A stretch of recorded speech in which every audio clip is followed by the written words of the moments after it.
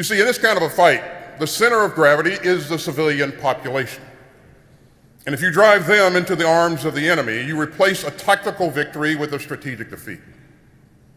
So I have repeatedly made clear to Israel's leaders that protecting Palestinian civilians in Gaza is both a moral responsibility and a strategic imperative. The two-state solution then remains the best path, we believe, toward a durable peace. The President and I are committed to that goal.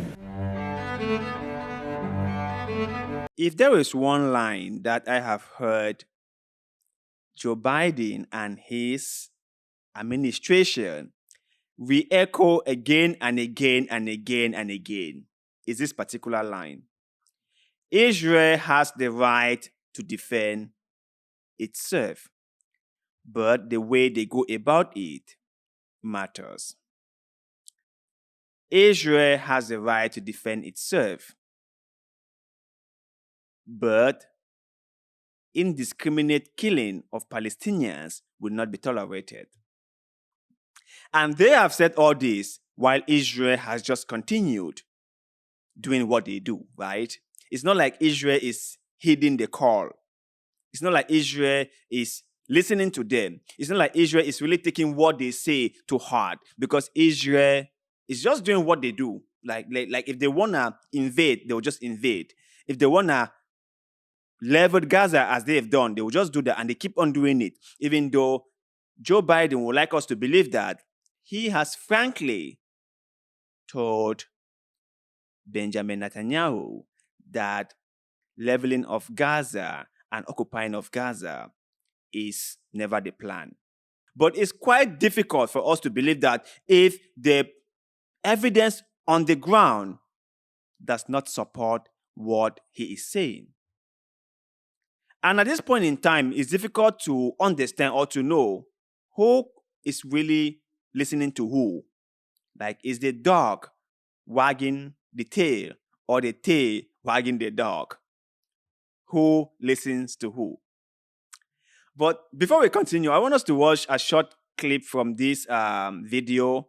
Kamala Harris, the Vice President of the United States, in Dubai during the COP28, that's the climate change summit in Dubai. So let's listen to what she had to say, and then we can, when we come back, we can all discuss further. Israel has a right to defend itself, and we will remain steadfast in that conviction. We are working with Israel and our partners in the region to secure the release of all the hostages, which includes Americans. The recent pause in the fighting proved effective. More than 100 hostages were reunited with their families during this time, including 2 more Americans, and humanitarian aid surged into Gaza. As I told the families of American hostages when I met with them, we will not waver in our commitment to bring them home.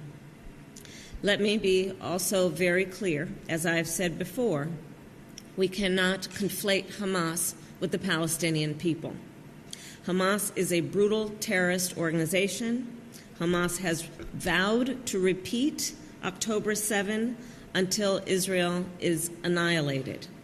No nation could possibly live with such danger, which is why we support Israel's legitimate military objectives to eliminate the threat of Hamas.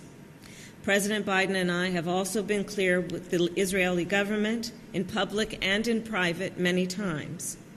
As Israel defends itself, it matters how. The United States is unequivocal. International humanitarian law must be respected. Too many innocent Palestinians have been killed. Frankly, the scale of civilian suffering and the images and videos coming from Gaza are devastating. That's an infamous line. As Israel defends itself, it matters how. But if my memory serves me well, more than 15,000 people have died in barely 2 months, right? So much for indiscriminate killing. So much for precise targeting. So much for that. Like I have always said before, and it's kind of like getting too much of me saying the same thing. But if Israel thought that the only path to peace and the only way they can feel secure, the only way the Jewish people can be safe in Israel is to totally level Gaza or to occupy Gaza, then I would suggest they rethink again. I would suggest they go and learn from history. I would suggest they ask their cousin, the Americans, what happened to them in Afghanistan. Whenever you try to occupy these territories, believe me, you won't succeed. You won't succeed because there will be guerrilla warfare. There will be targeted suicide bombing. There will be a lot of killings that you will have no choice but to pull out. Trust me, it won't work out. It won't work out. America tried that many times and they failed already. So I don't understand why will Israel think they will succeed where America has failed. But who knows? Maybe they have some other tactics on their sleeves. Who knows? I just hope that as the world watch what is going on in Gaza, they take note of the number of terrorists they are creating.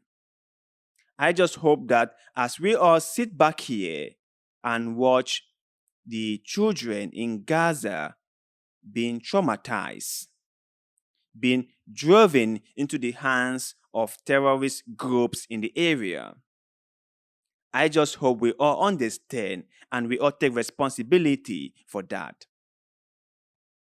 Because when a child is left homeless, is left parentless, is left hungry and thirsty, that child is traumatized, and that child starts blaming every single person in the West for his or her predicament.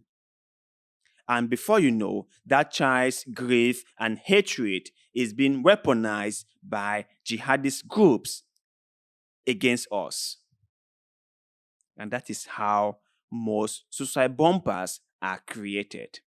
I hope we all understand this, okay? I hope in the nearest future, we won't blame the children who became radicalized, but we will blame ourselves because we sat back here and we watched this carnage unfolded in Gaza and we did nothing. We sat here and made speeches and said how Israel has the right to defend itself again and again and again and again, and let Israel do whatever they want to do on the Palestinians in Gaza with little or no regards for them. We must understand that the Palestinians are a people. They also have rights. They also have they also need freedom. They are a people with self-determination. They are a people with God-given rights. And we cannot take that away from them. We cannot sit here in good conscience and say that we have done all what we could do by making speeches that the Israeli authorities do not even listen. We cannot just throw words around and not take concrete actions about what is going on in Gaza. But you guys out there, when you hear people like Lloyd Austin and Kamala Harris talk about Israel having the rights to protect and defend itself, but how they do that should be put into consideration. What is your take? Do you think that Israel at this point in time is really listening to what Joe Biden thinks or says? Who is really listening to who? Who is really following who? Share that thought with us in the comment section below, because like always, we love hearing what you have to say.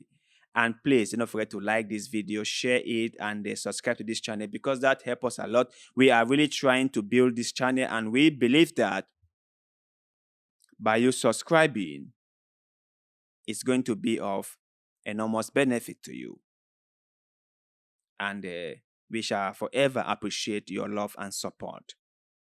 So thank you very much for doing just that. And like always, see you in the next one.